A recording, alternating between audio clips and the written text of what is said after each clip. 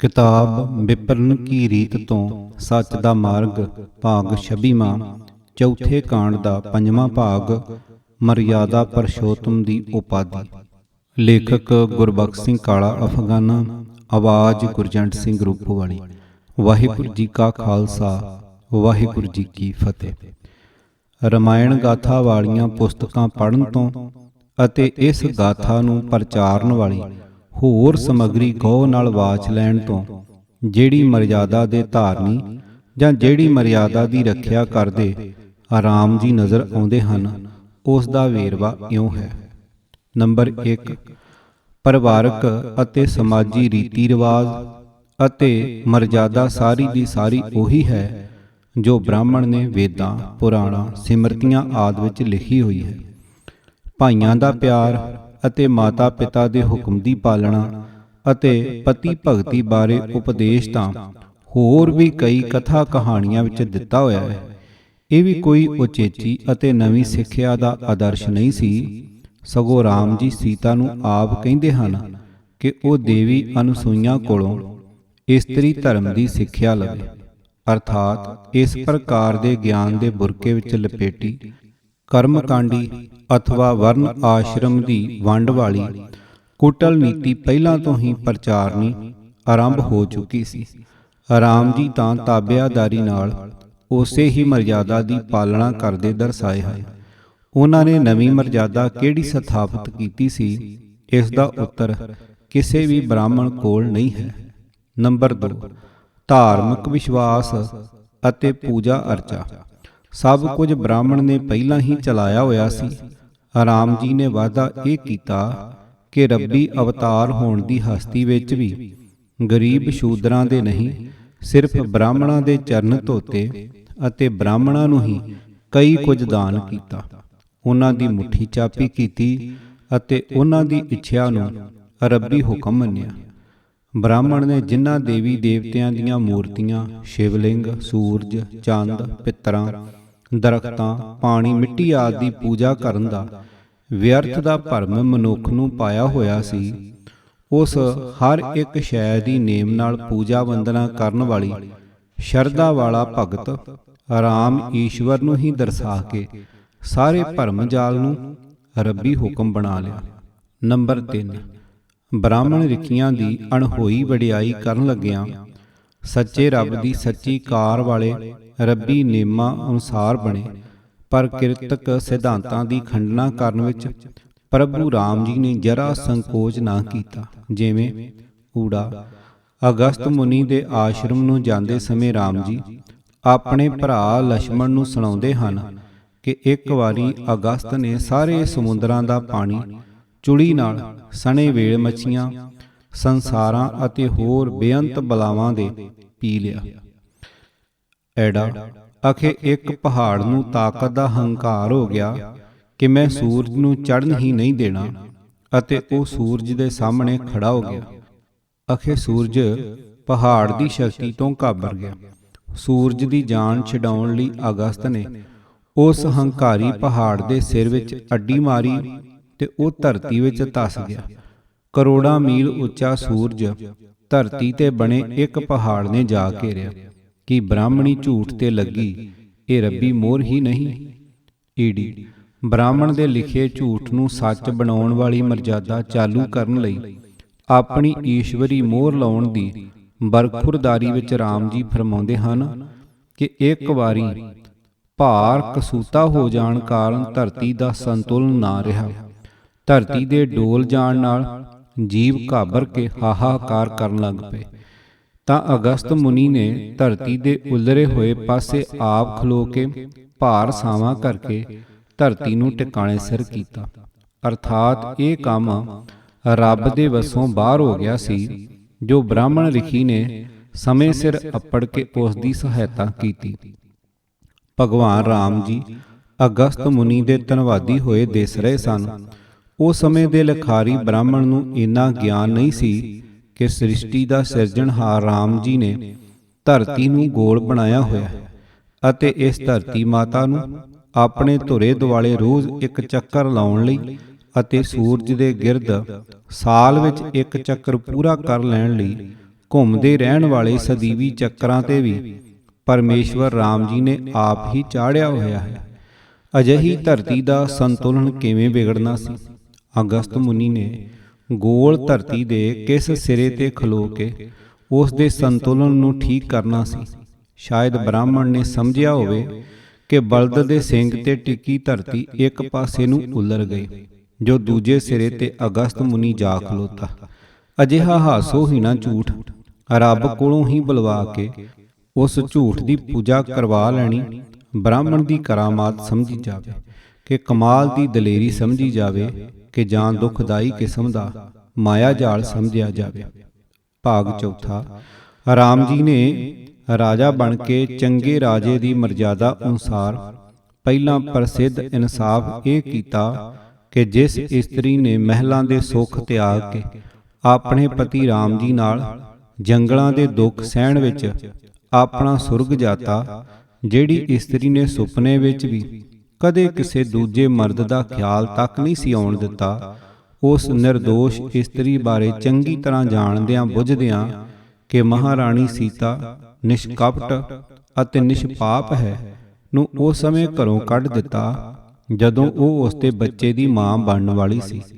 ਰੱਬ ਹੁੰਦਾ ਹੋਇਆ ਵੀ ਇਨਸਾਫ ਨਾ ਕਰ ਸਕਿਆ ਅਤੇ ਸੱਚਾਈ ਦਾ ਇਤਬਾਰ ਲੋਕਾਂ ਨੂੰ ਨਾ ਕਰਾ ਸਕਿਆ। ਚੰਗੇ ਆਚਰਨ ਵਾਲਾ ਤਾਂ ਮਨੁੱਖ ਵੀ ਆਪਣਾ ਸਿਧਾਂਤ ਨਹੀਂ ਤਿਆਗਦਾ, ਭਾਵੇਂ ਉਸ ਨੂੰ ਬੰਦ ਕਟਵਾਉਣਾ ਪੈ ਜਾਵੇ। ਬ੍ਰਾਹਮਣ ਦੀ ਕਲਪਨਾ ਦੀ ਉਪਜ ਰਾਮ ਰੱਬ ਜੀ ਨੇ ਤਾਂ ਸਾਰੀ ਉਮਰ ਬ੍ਰਾਹਮਣ ਦੀ ਕਦੇ ਇੱਕ ਘੁਰਕੀ ਵੀ ਨਹੀਂ ਸਹਾਰੀ ਤੇ ਸੱਚੇ ਰੱਬ ਦੇ ਅਟਲ ਸਚਾਈ ਵਾਲੇ ਸਿਧਾਂਤ ਨੂੰ ਮਿੱਟੀ ਵਿੱਚ ਰੋਲਦਿਆਂ ਜ਼ਰਾ ਢਿੱਲ ਨਹੀਂ ਕੀਤੀ। ਨੰਬਰ 5। ਇਸ ਤੋਂ ਵੀ ਕਈ ਗੁਣਾ ਵੱਧ ਭਿਆਨਕ ਤੇ ਦੁਖਦਾਈ ਇਨਸਾਫ ਕਰਨ ਦੀ ਮਰਜ਼ਾਦਾ ਦਾ ਇੱਕ ਹੋਰ ਸਿਧਾਂਤ ਕਾਇਮ ਕੀਤਾ। ਸੁਣਿਆ ਤਾਂ ਇਹ ਸੀ ਕਿ ਰਾਮ ਜੀ ਨੇ ਕਿਸੇ ਸ਼ੂਦਰ ਵਿਰੁੱਧ ਕਿਸੇ ਧਾਰਮਿਕ ਕਰਮ ਕਰ ਲੈਣ ਦੇ ਅਪਰਾਧ ਦੀ ਸ਼ਿਕਾਇਤ ਹੋਣ ਤੇ ਉਸ ਨੂੰ ਕਚਹਿਰੀ ਵਿੱਚ ਬੁਲਾ ਕੇ ਪੂਰੀ ਸੁਣਵਾਈ ਕਰਕੇ ਰਾਜਿਆਂ ਵਾਂਗ ਮੌਤ ਦੀ ਸਜ਼ਾ ਸੁਣਾਈ ਸੀ। ਪਰ ਰਾਮ ਜੀ ਦੇ ਅਨੰਨ ਭਗਤ ਗੋਸਵਾਮੀ ਤੁਲਸੀਦਾਸ ਜੀ ਨੇ ਸ਼ੂਦਰ ਵਿਰੁੱਧ ਮੁਕੱਦਮੇ ਦੇ ਫੈਸਲੇ ਦੀ ਮਰਜ਼ਾਦਾ ਦਾ ਹੋਰ ਵੀ ਦੁਖਦਾਈ ਰੂਪ ਇਸ ਪ੍ਰਕਾਰ ਲਿਖਿਆ ਹੈ।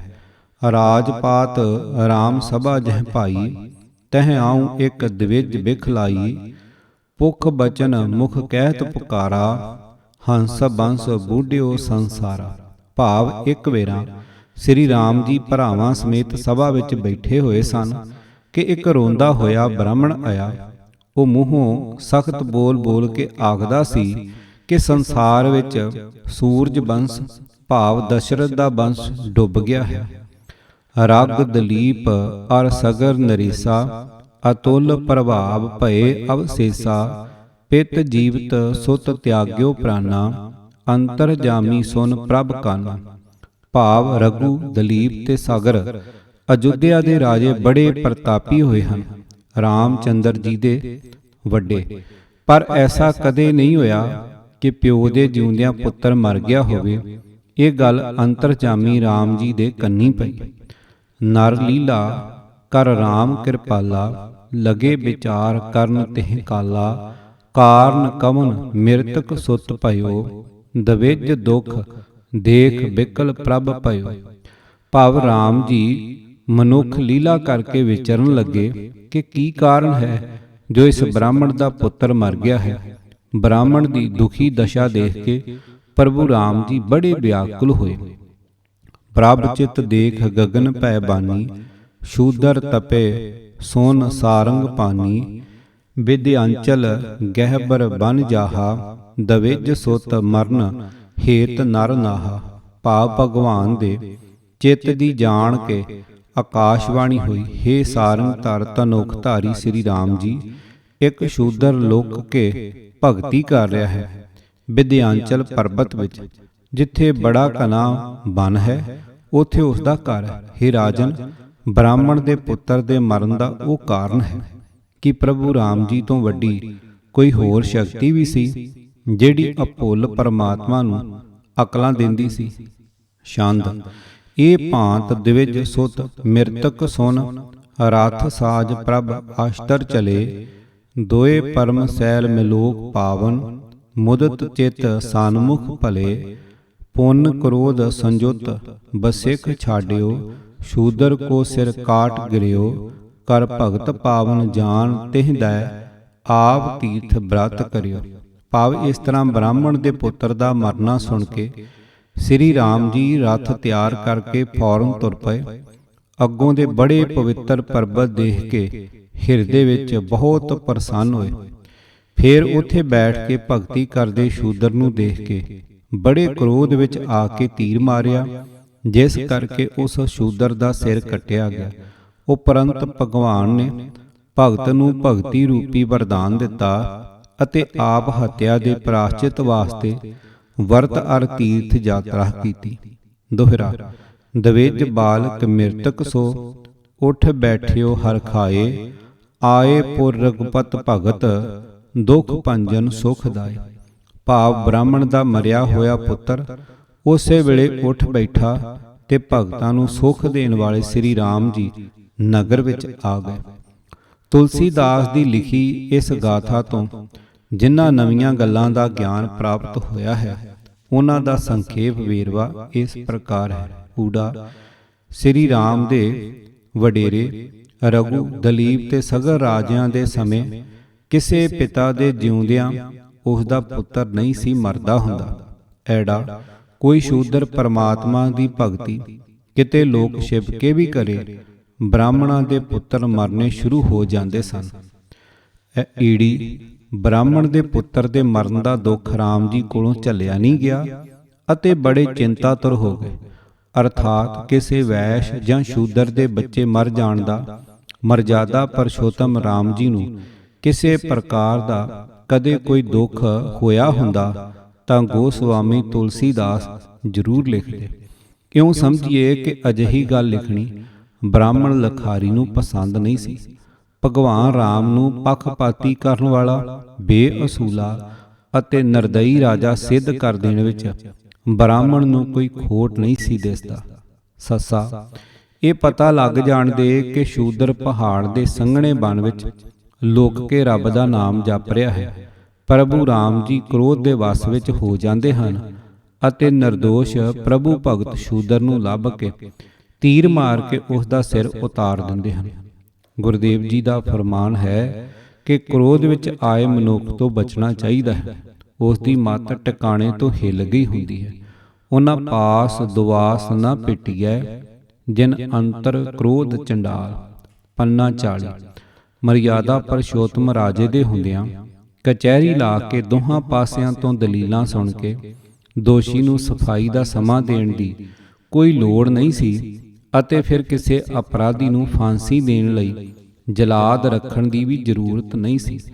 ਮਰਜ਼ਾਦਾ ਪਰਸ਼ੋਤਮ ਰਾਜੇ ਨਾਲੋਂ ਵੱਡਾ ਅਤੇ ਵਧੀਆ ਜਲਾਦ ਹੋਰ ਕੌਣ ਹੋ ਸਕਦਾ ਹੈ। ਬ੍ਰਾਹਮਣ ਜੀ ਦੀ ਰਾਮ ਭਗਤੀ ਤੋਂ ਕੁਰਬਾਨ ਜਾਈਏ। ਹਾਹਾ। ਕ੍ਰੋਧਵਸ ਹੋ ਕੇ ਬੇਗੁਨਾਹ ਦਾ ਕਤਲ ਕਰਨ ਵਾਲੇ ਰਾਜੇ ਨੂੰ ਜ਼ਾਲਮ ਕਹਿ ਕੇ ਨਿੰਦਿਆ ਜਾਂਦਾ ਹੈ। ਬ੍ਰਾਹਮਣ ਨੇ ਅਜਿਹਾ ਨੀਚ ਕਰਮ ਆਪਣੇ ਇਸ਼ਟ ਨਾਲ ਮੜਿਆ ਹੈ। ਫਿਰ ਅਭੁੱਲ ਪਰਮਾਤਮਾ ਨੂੰ ਆਪਣੀ ਇਸ ਘਿਨਾਉਣੀ ਭੁੱਲ ਦਾ ਪਛਤਾਵਾ ਕਰਨ ਲਈ ਵਰਤ ਰੱਖਦੇ ਅਤੇ ਤੀਰਥ ਯਾਤਰਾ ਕਰਦੇ ਦਰਸਾ ਕੇ ਚਲਾਕ ਬ੍ਰਾਹਮਣ ਨੇ ਵਰਤਾਂ ਦੇ ਰੱਖਣ ਨਾਲ ਅਤੇ ਤੀਰਥਾਂ ਦੇ ਇਸ਼ਨਾਨ ਨਾਲ ਪਾਪ ਨਾਸ਼ ਹੋ ਸਕਣ ਵਾਲੇ ਭਰਮ ਤੇ ਵੀ ਰੱਬੀ ਮੋਹਰ ਲਵਾ ਲਈ। ਕਾਮ ਵਾਸਨਾ ਗਰਸੇ ਕਾਮੀ ਮਨੁੱਖ ਵਾਂਗ ਸ਼ਾਦੀ ਤੋਂ ਪਹਿਲਾਂ ਹੀ ਪੁਸ਼ਕ ਵਾਟਿਕਾ ਵਿੱਚ ਸੀਤਾ ਜੋ ਅਜੇ ਪਰਾਈ ਸੀ ਨੂੰ ਦੇਖ ਕੇ ਨੀਂਦ ਗਵਾ ਬੈਠੀ। ਇਸਤਰੀ ਅਤੇ ਭਰਾ ਦੇ ਮੋਹ ਵਿੱਚ ਰੋਂਦੇ ਕੁਰਲਾਉਂਦੇ ਲੋਭ ਵਸ ਹੋਏ ਸੋਨੇ ਦੇ ਹਿਰਨ ਮਗਰ ਦੌੜਦੇ ਫਿਰਦੇ ਆਪਣੀ ਇਸਤਰੀ ਵੀ ਚੁਕਵਾ ਬੈਠੇ। ਘਰ ਕੀ ਜੋਏ ਗਵਾਈ। ਪੰਨਾ 874। ਹੰਕਾਰੀ ਹੋ ਕੇ ਸਮੁੰਦਰ ਨੂੰ ਇੱਕ ਤੀਰ ਮਾਰ ਕੇ ਸੁਕਾ ਦੇਣ ਲਈ ਤਿਆਰ ਹੋ ਗਏ। ਕ੍ਰੋਧਵਸ ਹੋਇਆਂ ਨੇ ਇੱਕ ਪ੍ਰਭੂ ਭਗਤ ਨੂੰ ਸ਼ੂਦਰ ਹੋਣ ਦੇ ਗੁਨਾਹ ਕਾਰਨ ਕਤਲ ਕਰ ਦਿੱਤਾ। ਇਸ ਤਰ੍ਹਾਂ ਕਾਮ, ਕ੍ਰੋਧ, ਲੋਭ, ਮੋਹ ਤੇ ਹੰਕਾਰ ਵਰਗੇ ਪੰਜੇ ਐਪ ਭਗਵਾਨ ਰਾਮ ਵਿੱਚ ਦਰਸਾ ਕੇ ਆਪਣੇ ਵਿਚਲੇ ਇਹਨਾਂ ਅਵਗੁਣਾਂ ਤੇ ਰੱਬੀ ਮੋਹਰ ਲਵਾ ਲੈਣ ਵਾਲੀ ਕਰਾਮਾਤੀ ਸਿਆਣਪ ਕੇਵਲ ਪ੍ਰੋਹਤਵਾਦੀ ਚਪਲਤਾ ਦੇ ਹਿੱਸੇ ਦੀ ਹੀ ਗੱਲ ਹੈ। ਮਨਮੁਖ, ਅਗਿਆਨ, ਦੁਰਮਤ, ਅਹੰਕਾਰੀ ਅੰਤਰ ਕ੍ਰੋਧ ਜੂਵੇ ਮਤ ਹਾਰੀ, ਕੂੜ ਕਸਾਤ ਉਹ ਪਾਪ ਕਮਾਵੇ। ਕਿਆ ਉਹ ਸੁਣੇ ਕਿਆ ਆਖ ਸੁਣਾਵੈ, ਅੰਧਾ ਬੋਲਾ ਖੋਏ ਉਜੜ ਪਾਏ।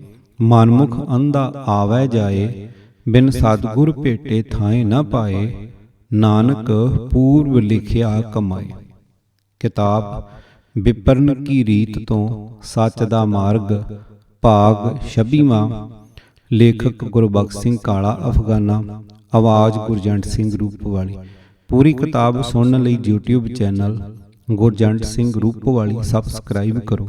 ਵਾਹਿਗੁਰੂ ਜੀ ਕਾ ਖਾਲਸਾ, ਵਾਹਿਗੁਰੂ ਜੀ ਕੀ ਫਤਿਹ।